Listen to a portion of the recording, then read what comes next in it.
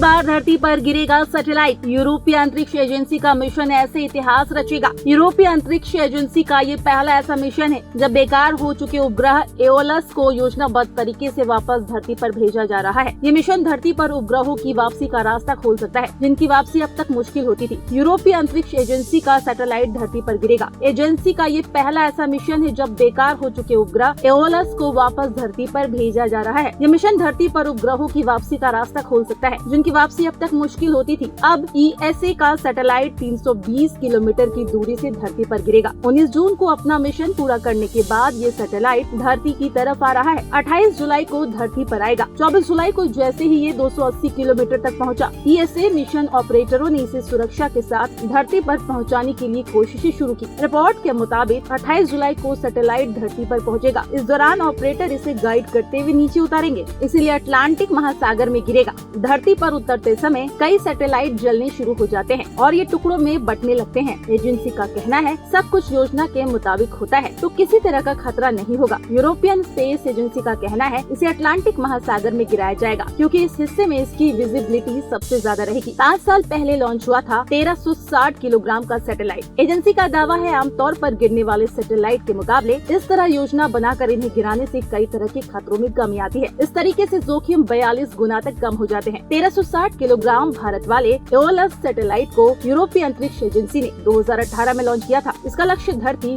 और दूसरे ग्रहों के चारों तरफ घूमने वाली हवा की स्पीड को मापना था। यही वजह थी इसे मौसम की जानकारी देने वाले महत्वपूर्ण ग्रहों में से एक माना गया। क्या है एओलस सैटेलाइट का मतलब? ग्रीक पौराणिक कथाओं में हवाओं के रक्षक को एओलस के नाम से जाना जाता है। चूँकि सैटेलाइट का काम हवा की गति को मापना था, इसीलिए इसका नाम एओलस रखा गया। वैज्ञानिकों ने दावा किया कि मौसम का पूर्वानुमान लगाने में ये सैटेलाइट महत्वपूर्ण रोल अदा कर सकता है। इसे 3 साल के लिए भेजा गया था। अब इसके 5 साल पूरे हो रहे हैं और तेजी से ईंधन खत्म हो रहा है।